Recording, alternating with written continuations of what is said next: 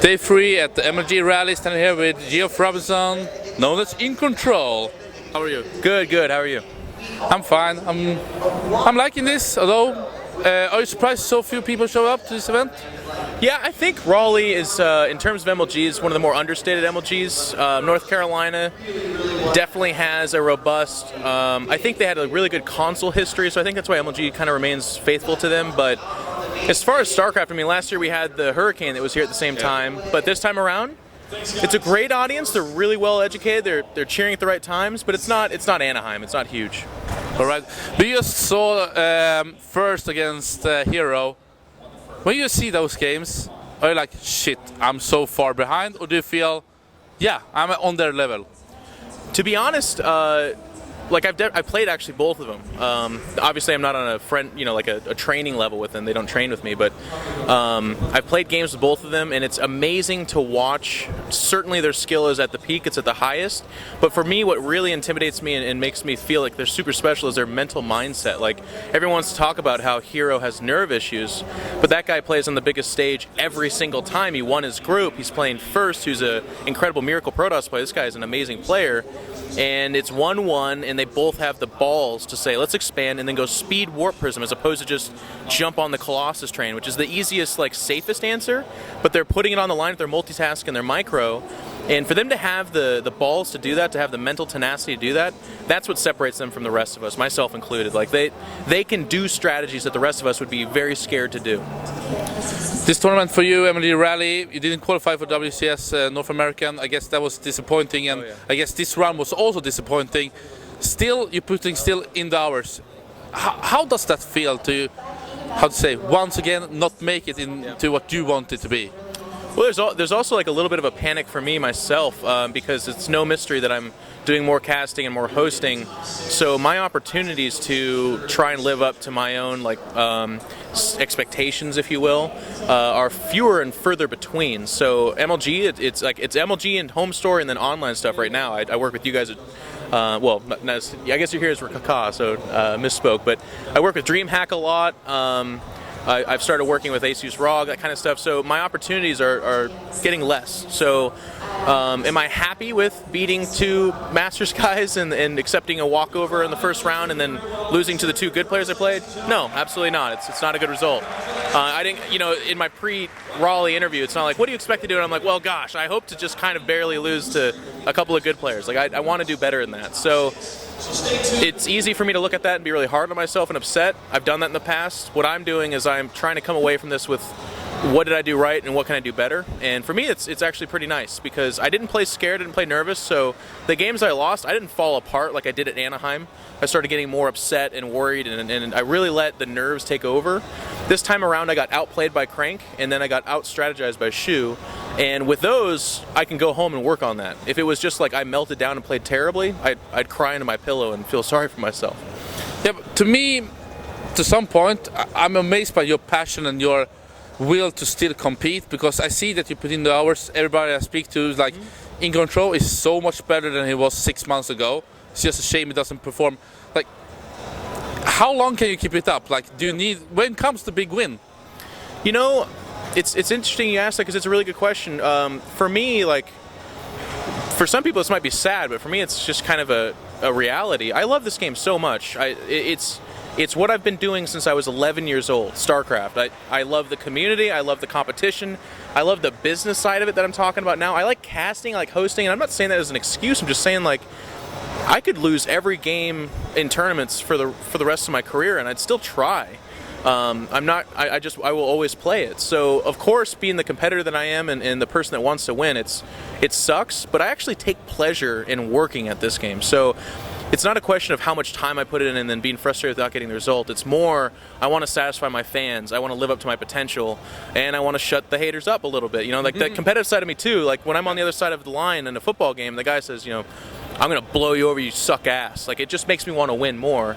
And those people are on the forums these days. They say, oh, you're a mediocre, bottom-level, terrible pro. You haven't won anything since Dallas of 2010 or something like that. And I look at that, I hear that, and I say, okay, well, I want to prove that guy wrong. All right. Looking at you as a team captain at EG, seems like a lot of you do struggle. I heard either put in the hours, Hockey's putting in the hours. Still, they are not performing good. Machine LC Game is not doing good either. Would you say this tournament, Puma didn't perform as he has done before?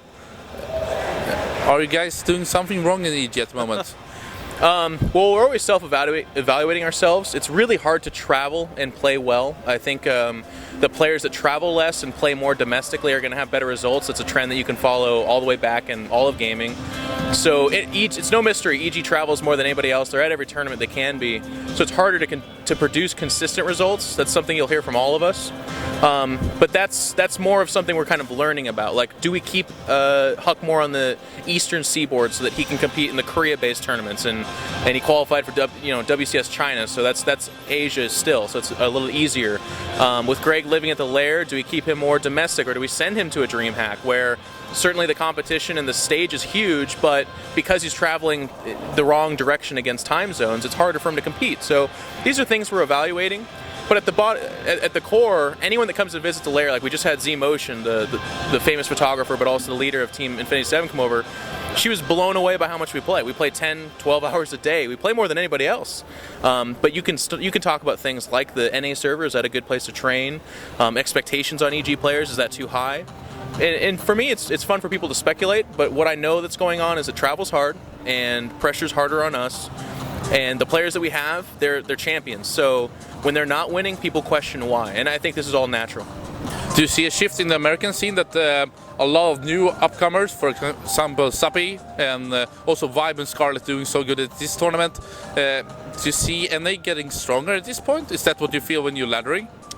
Yeah, absolutely. I mean, Sasquatch is a name that belongs up there as well. Scarlet is so interesting. She's one of the best kept secrets. Like, even us on the NA server, she functions as this ghost. It's like, I played a barcode today, I think it was Scarlet, but I'm not sure, and then everyone talks about it, and a name pops up like Nada's body, and everyone's like, well, I think that's Scarlet. Turns out that's not. That's Hendralisk, another great Zerg player that's kind of up and coming. She's just absolutely amazing. When we watch her play, she's dancing her stuff. She's the first to go over to the booth and say, hey, sorry, I kicked your ass. Like, I'm really good at this game, I think the NA scene's getting a little bit better. I think it's getting better, and I think at the core of it is that they have more to play for. And tip of the hat to Blizzard with WCS, because with domestic and regional tournaments, people have something to strive for. If all I'm looking at is MLG and DreamHack and I'm an unsponsored, untraveled player, that's not that inspiring to me. I don't practice as hard. But when I know, okay, WCS will pay my way and that's something I can actually compete in, there's inspiration there, and that's going to foster talent. Looking at your Korean players and having Huck in Korea, Huck is not in the Slayer's house. Is Puma and JYP that? Yes, they are in the Slayer's house, and I mean, things are being shaken and moved, so we'll see where the future takes us. But right now, actually, I think, well, Puma's in the house. Thorzane's there when he's there. Huck is in the liquid house, but I guess they don't call it that. I don't know. And then I think JYP went home and is out of the Slayer's house. I'm not sure though. How come JYP is not here? Her here? The Koreans travel all got bonked up, man. Out of Germany, they had a really tough time going. The plan was that JYP and Puma were going to come to the Lair to get rid of the jet lag. But literally, and I'll tell you out of personal experience, that Dusseldorf airport, I think it is, they don't like us non-German speaking people. Like, Greg and I almost had a tough time getting out of there as well. And Greg was actually the more polite of the two of us when we started getting crap, so that was kind of amazing. Those Germans. Yeah. Also looking at EG in the long term, do you have any cool futures coming up? Anything happening? Maybe signing a player or so on? I mean, I think it's really cool that everyone's talking about it and they're really excited about it. It's so far been like the worst or best kept secret at all, and I think that speculation's kind of fun. I said in another interview that I like that when the best foreigner in the planet is up for grabs, everyone talks about EG. I think that's, I mean, if you're on EG, if you're a fan of EG, that's what you want to hear. It'd be kind of crappy if you weren't in for contention, because just nobody assumes that. But as far as the future for EG, we have a booth at PAX, which is one of the biggest conventions in the States. We're really excited about that. Is that your own booth, or are you doing it together with some sponsors? We're sharing with Kingston, one of our big sponsors. And I'm trying to determine if Alex will fire me if I say this. We may or may not be having... No, yeah, I'll be fired. Yeah, can't say it. You have some cool things for PAX. Yeah, well, it's PAX, and in the very near future, this might get bigger. All right, cool. How come you put on Raid Call into your organization as title sponsor? Kind of surprising to me, at least. How come they're the title sponsor? Yep. Well, it's a business, and Raid Call, they circled around at first. They found Fnatic. They, were like, okay, this has some promise for it. And then they came back to EG, and I mean, one of the things everyone kind of talks about with EG is how good of a job we do representing our sponsors. You can talk about results. You can say we focus too much on sponsorship, sure. But at the end of the day, in order for us to send players here and to be able to support them the way we do, you gotta give love to the sponsors. And Raid Call is very big in WoW, but they're obviously not ignoring the fact that a lot of people are excited about StarCraft 2. And it's cool. And I think at the end of the day too, to give a little bit of a background on this, Raid Call is an easy sponsor. They want us to use their product, and it's free to download, hop on their channels and talk with people about it. Monster's a little bit more close. Like if you were to hand me a Red Bull container right now, I'd have to like slap it out of your hand and run away from you or something like that. But with Raid Call, if you're like, can I call you on Skype later? I'd be like, yeah, or Raid Call. It's like it's easier. It's easier to do. All right, cool. For the future, how would you put your competitiveness and your hosting, casting, doing commercial stuff, doing ED stuff? Can you say percentage? So I think as I move forward, like definitely what I've been talking about in the past is I'm a competitive player first and a host commentator second. So it would have been like 70-30. I think as we go into 2013, it'll go more towards I'm a host commentator who still competes, and it'll be like 60-40 or something like that. I'm still going to be like, I'll play 10 hours a day at home. I'll stream all the time. If we have Clan Wars, if I'm in good shape, I'll be a bid for that. MLGs, I'm here, I'll play. But it's no mistake that I'm making that transition. Would you say that the American scene, to some extent, lacking that big league? I mean, MLG 2010 was a big show up for all Americans. Also 2011, but maybe this year has been more about the Koreans and not so much about the Americans. WCS was an impact, of course, but do you agree on that statement? Absolutely. I think that's really fascinating. I think right now, people are a slave to numbers, understandably so. I can't fault MLG, IPL, or any of those companies for needing those viewership. And right now, the best way to get viewership is to have a foreigner versus a Korean at the end of a tournament. When Koreans are versus Koreans at the end of a tournament, it's statistical. The numbers drop off. It's not as intriguing to the most people. So for there to be a scene in the North American realm that people are interested in, it has to start from somewhere. And it's going to have terrible numbers. People are going to laugh at it. But you got to build that up for that same reason we talked about WCS inspiring new talent. So I hope MLG grabs the reins and says, you know what, we want to start growing that. IPL talked about it at the beginning, but then they fell away from that, and that's why to this day I'm kind of outspoken about it. I love IPL, I love what they do, but they betrayed us a little bit in that way. And the NA scene needs someone to babysit that, because in Europe you guys are kicking ass. We got ESL, we've got DreamHack that's very Swedish-centric, and there's a lot of reason for someone to go from Sweden or Germany and say, I'm going to be a pro gamer, and I know the ladder I have to climb to do it. But in the North American scene, it's like, what, WCS once a year? All right. Can you give me a short update about Thorsten? He was ill, he dropped his game, then he tried to play. Like, how's his situation? Can he go to GSL and do his up and down, or is he forbidden to travel? Yeah, I'll tell you, I've never seen someone work as hard as he has at getting healthy. He came to the lair a good 2 weeks before competition to get the jet lag off and to practice, and he immediately fell ill with tonsillitis, and he slept 14 hours a day. He ate the right food, he went to the doctor, he got medicine. Like, if there was ever a way to medicate yourself out of an illness, he would have done it. So for him to come here and to still give it a shot but not to be healthy is really bad. As far as an update goes, I mean, I just yesterday said, how you doing? And he said, he couldn't even talk, he just said thumb down. So with the up and down match really soon, I don't know that he's going to be able to play in it. I'm not an official voice on that, but I think that might be the case. And I mean, he's got WCS, he's got the Stockholm European Finals in just a few weeks. So that's the next big push, because Sweden didn't get that final spot to China. We've got Huck and Idra qualified, but we want Thorzane as well. Are you to some extent relieved that Idra did, I would say, okay in this tournament? Like, is that a step forward for him? Greg's a mindset guy. Like, the talent's always been there. It's not like if this is news to someone, I'm sorry to share it, I guess, but he works as hard as he always has. Back when he was winning the tournaments, this is how hard he practiced. this is who he played against. It's always been that case.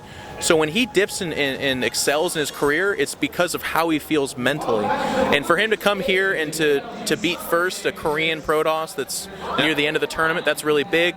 To do battle with some of these Korean Terrans, really good. Of course, every time he loses, his first words like "fuck this game," and he like walks away. But for right now, when he's winning and people are high on him, he rides that feeling. So I'm really excited about that. Obviously, no one's going to look at his path to the finals and talk about how he didn't have like a golden road or something like that. But winning where it counts and having the right mindset is what we're working on, and he's doing a great job.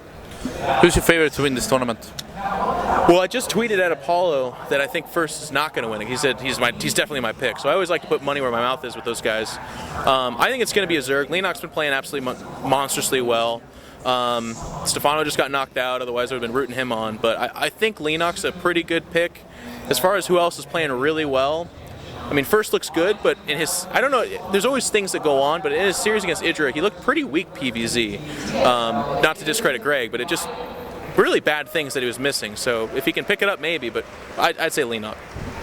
Any final words, shout-outs, anything you want to say?